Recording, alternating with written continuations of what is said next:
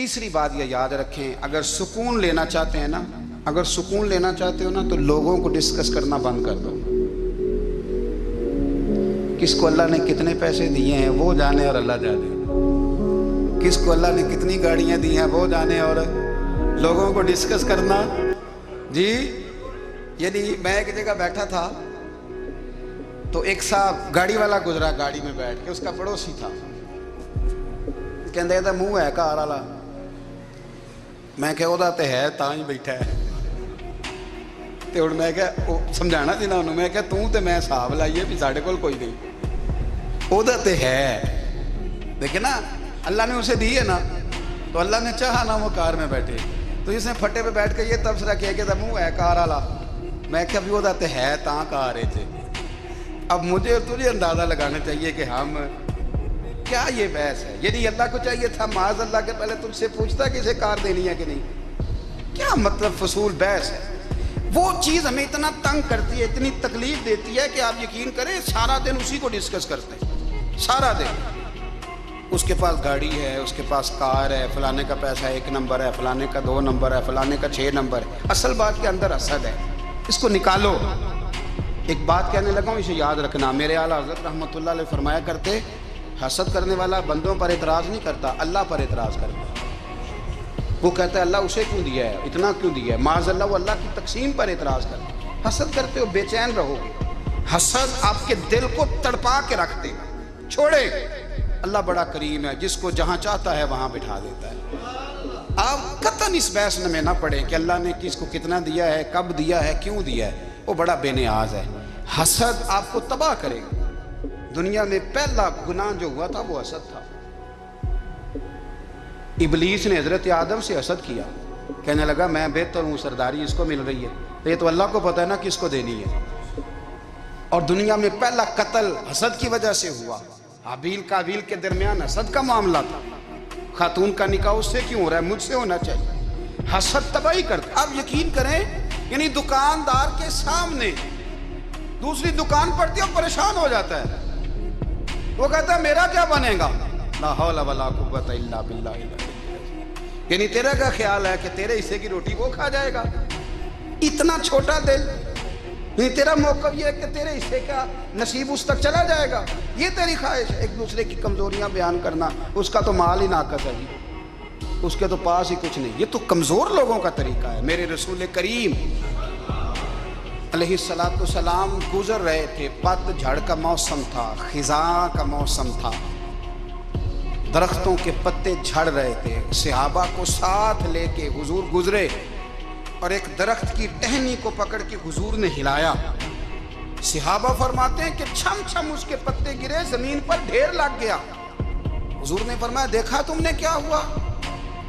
حضور ہاں۔ فرمایا کتنی تیزی سے پتے جھڑے ہیں، صرف تنا رہ گیا ہے اور خالی ٹہنیاں رہ گئی ہیں، کوئی حسن بچا ہے؟ حضور نہیں۔ تو نبی کریم فرمانے لگے جو حسد کرتا ہے نا اس کی نیکیاں بھی اسی طرح جھڑ جاتی ہیں، اسی طرح۔ اور ایک جگہ حضور فرمانے لگے جس طرح راکھ لکڑی کو آگ کھا جاتی ہے، جس طرح لکڑی کو آگ، جب آگ کھا جائے تو پھر لکڑی کو لکڑی نہیں کہا جاتا، راکھ کہا جاتا ہے، کوئلہ کہا جاتا ہے، اس کی اصل باقی یعنی اسے کھائی جاتی ہے۔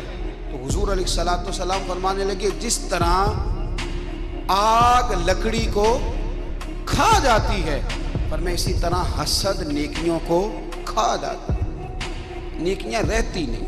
حسد کرنے والے کے پاس نیکیاں یعنی ان کی اصل شکل موجود، کبھی بھی حسد نہیں کریں۔ اللہ کی تقسیم ہے، جس کو چاہے جب چاہے جتنا چاہے عطا کرے۔ اور چوتھی بات میرے بھائی، کبھی بھی بغض نہ پیدا کریں۔ بغض والے لوگ بے سکون رہتے ہیں۔ بہت ساری کمزوریاں ہمارے اندر ہوتی ہیں نا، پھر اللہ ہماری روزی تو نہیں نہ بند فرماتا، یہ تو نہیں کہتا کہ زمین سے نکل جاؤ۔ اگر یہی والا معاملہ ہو جو ہمارا ہے کہ شادی پہ اس نے میرے ساتھ برا سلوک کیا تھا، اب ساری زندگی بغض رکھنا ہے۔ اگر یہی معاملہ فرشتے اللہ کی بارگاہ میں کہیں کہ یا اللہ اس نے فلانے دن شراب پی تھی، اب اس کو زمین میں نہیں رہنے دینا، نظام زندگی چلے گا؟ تو اگر اللہ ہمیں معاف کرتا ہے تو ہم بندوں کو معاف کیوں نہیں کرتے؟ آپ یقین کریں اتنی لمبی عداوتیں، اتنا لمبا حسد، इतना लंबा बुग़्ज़, इतना लंबा। हदीस मैंने पढ़ी, मैं हैरान रह गया। मेरे नबी करीम अलैहिस्सलाम ने फरमाया अपनी बीवी से कभी बुग़्ज़ ना रखना। अगर उसकी एक बात नापसंद हो तो उसे छोड़ के वो बात देखो जो तुम्हें पसंद है। मैं इस हदीस को पढ़ के सोचने लगा कि क्या बीवी का भी बुग़्ज़ रखते हैं लोग? अब हुज़ूर ने कहा है तो इसका मतलब है लोग बीवी का बुग़्ज़ भी रखते हैं। अब इस पर इस्तदलाल करके मुझे कहना पड़ेगा कि ससुराल वालों का बुग़्ज़ भी रखते हैं। कहना पड़ेगा कि भाई के ससुराल वालों से भी बुग़्ज़ रखते। इस हदीस की रोशनी में मैं समझा कि लोग भाभी का बुग़्ज़ भी बुग़्ज़ रखते हैं। बुग़्ज़, वरना आदतें तो हमारी भी कई बुरी होती हैं। अगर आदत एक वजह बने इख्तलाफ की तो आदतें तो हमारी भी कई बुरी हैं, लेकिन हम अपनी बुरी आदतों समेत अपने आप से प्यार करते हैं और सामने वाले की एक भी आदत बुरी हो तो उससे बुग़्ज़ रखते हैं। बुग़्ज़ ना पैदा करें। मेरे नबी पाक अलैहिस्सलाम ने फरमाया कुछ चीज़ें तुम्हारे दीन को मूंड डालेंगी, तबाह कर देंगी, काट देंगी। हुजूर कौन सी? फरमाया हसद, तकब्बुर और बुग़्ज़, ये तुम्हारे दीन को तबाह कर दें। हम बेचैन इसलिए हैं कि हमने बहुत सारे लोगों का बुग़्ज़ पाला हुआ है और हर फील्ड में सियासतदान ने सियासतदान का, ज़ातियात पर उतर के बात करते हैं। मुअज़्ज़ज़ तरीन लोग, ताजर ने ताजर का, इल्ला माशाअल्लाह बाज़ जगह पे अहले इल्म भी एक दूसरे से अदावत रखते हैं। खुदारा दिल रब करीम के आने का ठिकाना है। ये साफ़ होगा तो इसमें रब रसूल के जलवे हो। अगर इसमें अदावत हो, इसमें बुग़्ज़ हो, इसमें कीना हो, निफाक, सुने मेरे रसूल करीम हज़रत अबू बकर सिद्दीक़ रज़ी अल्लाह ताला अन्हु कहते हैं मैं रो ही पड़ा। मक्का फ़तह हुआ ना तो इकरमा बिन अबू जहल ने पैगाम भेजा कि मैं ना कलमा पढ़ने के लिए आ रहा हूँ। वह बात लंबी है, मैं मौजू पे रहना चाहता हूँ।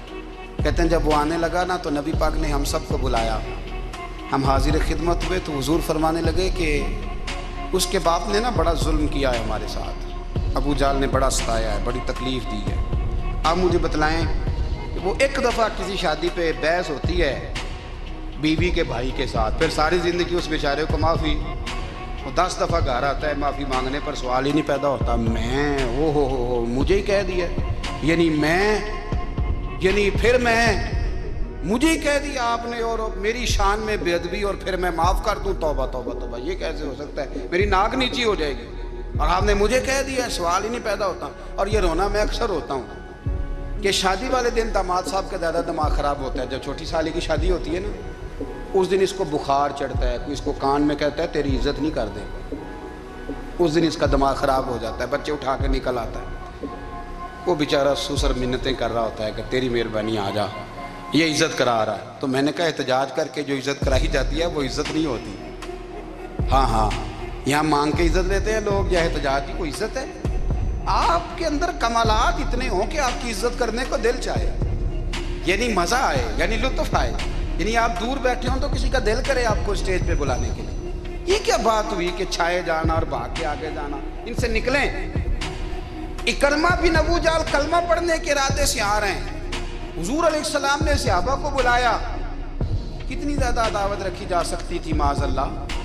कब से वो चला था जुल्म करने और उसके बाद उसका बेटा शुरू हो गया। कितनी बातें थी जो नाकाबिले माफ़ी थी, पर करीम रसूल ने हमें बतलाया है कि सुकून वाली ज़िंदगी कहते किसको है। जब सब लोग जमा हो गए तो हुजूर ने फरमाया भाई वो कलमा पढ़ने आ रहा है, उसके बाप ने जुल्म बड़े किए हैं, पर मेरी नसीहत ही है कि उसके सामने उसके बाप को बुरा ना कहे। खबरदार कोई उसके सामने कोई बात ना करे। अब वो कलमा पढ़ने आ रहा है, मुती हो के आ रहा है, बांध के आ रहा है। कहते हैं अल्लाह के रसूल ने ना काफ़ी देर तक खुतबा दिया, ब्रीफिंग दी, बात समझाई। जनाब सिद्दीक़ अकबर कहते हैं मैं रो पड़ा। एक सहाबी मुझे कहने लगे तुम्हें क्या हुआ? तो मैंने कहा मैं मुस्तफ़ा की रहमत पे रो रहा हूँ। देखो किन के लिए हुजूर ग्राउंड बना रहे हैं, देखो किन के लिए हुजूर तैयारी कर रहे हैं जिन्होंने सारी ज़िंदगी दुश्मनी की। खुदारा ये अंदर से अदावतें निकाल फेंको।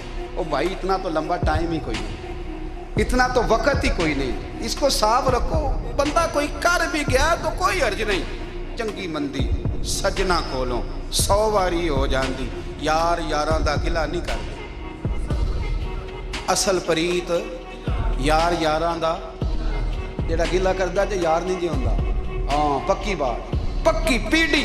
میرا ایک سنگی مجھے آ کہنے لگا فلانی جگہ بندہ یہ بات کر رہا تھا. میں کہ تو ہوتے ہی سے سندا سے تم ہی نال ہی سے.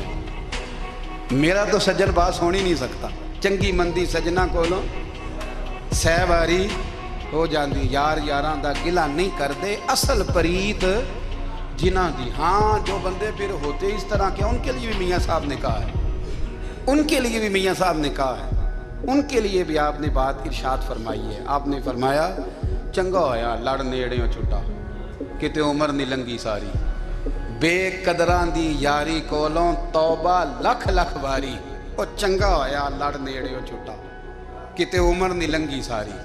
جو اس طرح کا تھا نا شکوے کرنے والا بغض رکھنے والا, فرمایا بے قدراں دی یاری کولوں توبہ, یعنی لاکھ تے لاکھ کنے ہو گئے, یعنی 2 لاکھ باری توبہ کی تھی انہوں نے, گنی نہیں جا سکتی جتنی میاں صاحب نے توبہ کر دی. بے قدرے دوست بے قدراں دی یاری کولوں توبہ لکھ لکھ باری. چنگا ہویا لڑ نیڑے چھٹا کتے عمر نہیں لنگی ساری.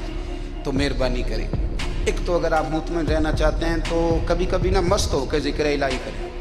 مست ہو, وہ والا ذکر نہیں جس میں آپ موبائل بھی دیکھ رہے ہیں اور کہانیاں بھی. میرے سامنے کو بندہ جمعے والے دن یا تقریر کے درمیان تسبیح لے کے بیٹھ جائے تو میں اس سے پوچھتا ہوں تو دو کام ایک ٹائم کے میں پہ کرنا ہے. میری بھی بات سن رہے ہو, تسبیح پڑھی تو ممکن ہی نہیں. تسبیح تو تسبیح ہے, جب وہ ہوگی تو پھر کوئی اور کام سوال ہی نہیں پیدا ہو. ایک تو ذکر کرے محو, دوسری بات حقیقت کا سامنا کریں. آپ اگر مطمئن رہنا چاہتے ہیں تو حقیقت پسند بنے. تیسری بات حسد چھوڑ دیں, دوسروں کو ڈسکس کرنا چھوڑ دیں. آپ یہ دیکھیں کہ اللہ نے مجھے کیا کچھ دیا, اس پہ راضی رہیں. اور چوتھی بات عداوت چھوڑ دیں, سینے میں کینہ چھوڑ دیں. آپ کی زندگی مطمئن ہو جائے گی, آپ خوشحال رہیں گے. وہ جو آپ لفظ کہتے ہیں نا کہ میں بور ہوں, میں پریشان ہوں, اس سے آپ نکل آئیں گے. اللہ ہمیں محبوب کی غلامی میں زندہ رکھے, غلامی میں موت.